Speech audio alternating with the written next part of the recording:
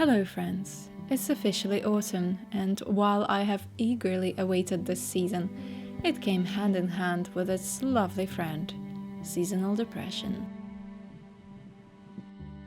Perhaps it's the period of change, the shifting of seasons I observe in every coming day, alongside the shifts in my own mental and physical body. Change, no matter how big, can be difficult to face. I read somewhere that no matter what change comes our way, whether positive or negative, our mind and body reacts to it with resistance, as it does to anything unknown. Until we make peace and get comfortable with new reality, we will always experience some kind of resistance toward it. The surprising but also comforting fact, though, is that every single one of us is afraid of change and faces discomfort on the way. It is only natural, but knowing this fact still doesn't make it easier to deal with.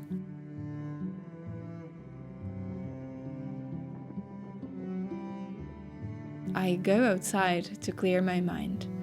The cold autumn wind chills me to the bone and somehow makes things better. I realized that whenever I am afraid of something, of starting a new project, working on a new skill, sharing a painting, oh, the list of my fears is so extensive, I tend to isolate, hide in my own little corner, away from the world.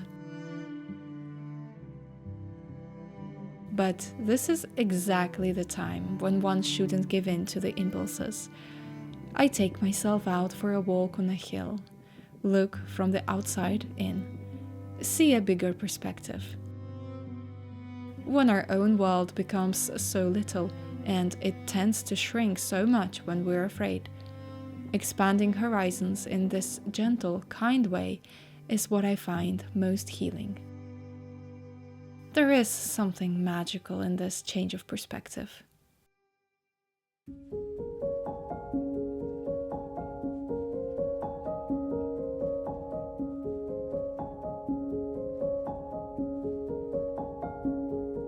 One of my biggest fears has always been sharing my work and my inner world with others, and then getting rejected. When I was younger, I faced rejection often.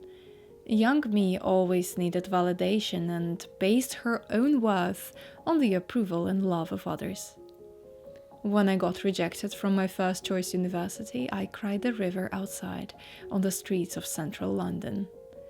I later realized that this wasn't even the course I wanted to study, but the pain of rejection made me believe in my own worth a little less. When I got rejected from the 2 of my dream jobs within the span of 2 hours, I cried another river. I was still a third year at university with ambitions bigger than life, treating every no as a sign of failure. Looking back at it right now, though, I know that I've grown and changed, and things turned out for the better. But what's inevitable is that, as a consequence of failure, our body tends to develop a physical and mental response to possibility of it in the future. We become afraid of things that haven't happened yet, paralyzed in fear before even taking a new step. I was afraid to publish videos for the fear of being judged, afraid of painting for the fear of never being good enough. I am still afraid of my art being rejected, of someone telling me that it's not worthy, of living a lifetime never having created anything meaningful. As someone who always wanted to create and build a lifelong career out of my own artistic endeavors, having whatever I create criticized felt like disaster. Even voicing my deepest thoughts and sharing my perspective on life as I'm doing right now is causing deep discomfort. But what other option is there? To hide? To watch others create and succeed at what I had always wanted for myself? To be a silent lurker in the dark, never exposing my vulnerable side to light?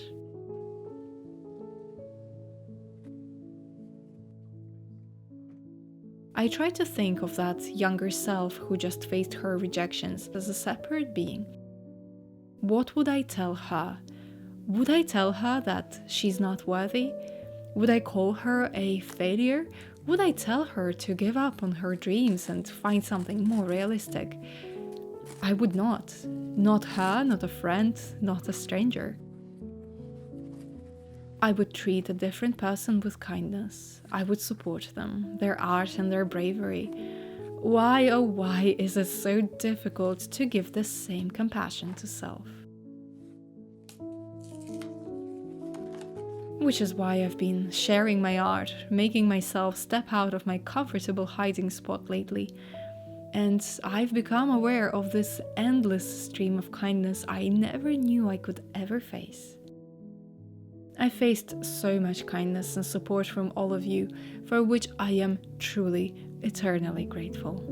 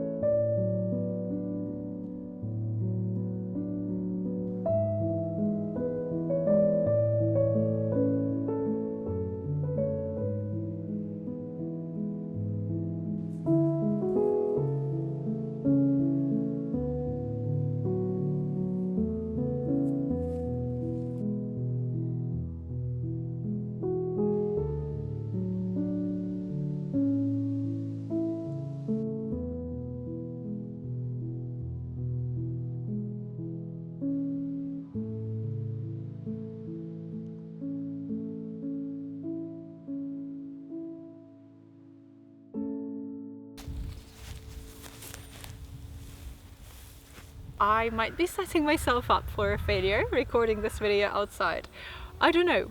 We shall see how it goes. To be honest, I really needed to go out today and just breathe some fresh air and experience nature again, because I stayed at home for the majority of this week. I've been painting and working, and honestly, the thing is that I am high functioning at everything. So whenever it's anxiety, it's a high functioning anxiety. I learned at an early age how to pretend that I am fine, and I have been doing that ever since. At least today I feel like I want to do things, and I wanted to record this for you and speak to you, even if it's going to be imperfect, and even if I end up just rambling and stumbling on every word.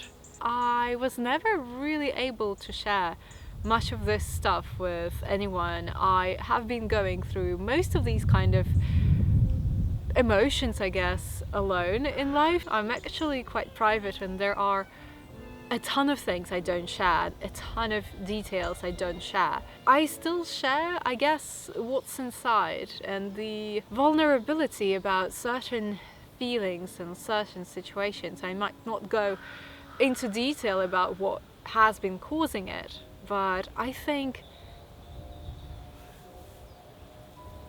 there is a deer. Let me record it for you. I always wanted this to happen. This made me happy. You know what? I forgot what I was talking about. Whenever we are feeling bad about something, I think one thing that is important is to find time to prioritize yourself, to just at least spend an hour or two in a day doing something that you really enjoy, something that calms you down a lot. For me, for example, it is being in nature. When I'm feeling depressed or emotional, I don't want to go out. I just want to stay at home in my cozy environment and just not be bothered by anything. It's too cold outside, it's too rainy outside, it's too sunny outside, it's too windy outside, and I end up staying at home. But one thing for sure, I have never once regretted going into nature. And if you're like me, a highly sensitive person, an empath who is prone to catching other people's feelings, other people's moods, or is prone to people pleasing. I'm a huge people pleaser, to be honest. If you are like that, it is even more important to find time to spend with yourself. You know, I do make these slow living videos, but in reality, I don't always live like that. Not every single moment of the day. And before you start telling me that everything I show is a lie, it's not a lie, because I am showing my inner world, and it is something that reflects my inner state, reflects how I want to live. And it brings me back to myself. It helps me feel more like myself. I think we all create our own reality. It doesn't just happen to us. We all make of it whatever we want. And I think it's natural that we don't always feel 100% the same emotions. I think it's important to remember that when you are seeing the lives of others, you are only perceiving whatever they're showing you. Even your friends and family, you can only perceive what they're feeling, but you can't feel exactly the exact same thing as they do. And I keep referring sometimes to certain comments that people leave under my videos, because I do read them. And one time someone said that they don't want to watch someone who is still figuring things out. Why would they listen to me if what I'm saying is basically not 100% of my reality, in the sense that I am still figuring it out, and I'm telling all of these things as much to myself as I do to you. So I'm not a guru who somebody should listen to. Personally, the way I look at it, I would not listen to a guru who knows it all, but I would rather listen to somebody who is just like me, who understands the struggle of figuring things out, who understands the struggle of living and of trying to become the best version of themselves. When we become what we want to achieve, we tend to forget about a lot of difficulties. But when we are in the process, we can analyze them, work through them, and get better and talk about them from a fresh perspective. Okay, I think I better go because it's raining again, it's sunny again, and just now there was thunder, so today has been very much needed, but really crazy. So I think finally I'm gonna go back to the car. I was planning to paint, but I don't think I'll be able to, so I'm gonna try and make it to the car before I get caught under a thunderstorm. So I'll see you a little bit later.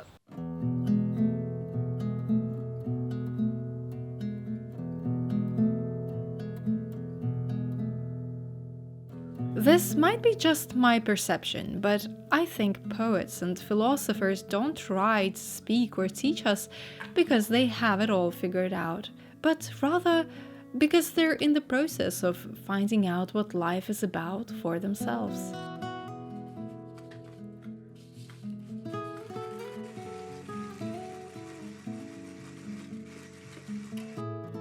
An artist, a writer, a poet depicts their feelings because it helps them to make sense of this world. It's the feelings of the moment that we relate to. When the moment passed, we tend to forget. We tend to think that was easy, or what was I even worried about? And we're lucky if we never repeat that same mistake or feel the same feelings again. Which is why I don't strive to know everything. I don't strive to have my opinions and beliefs carved in stone, never moving, never changing. Because to me, that's not what living is about, not what art is about, not what writing or poetry is about. I know that I will never have it figured out, and I'm learning little by little to accept that.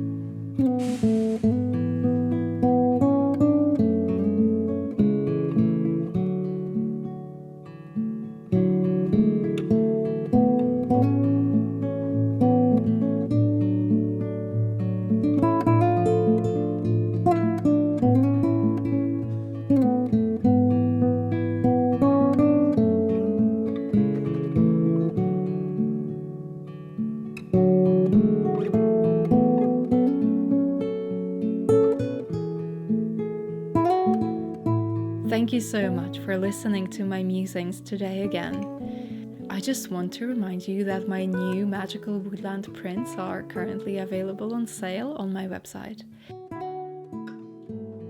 It would mean the world to me if you check them out. Thank you again for watching, and I will see you next time.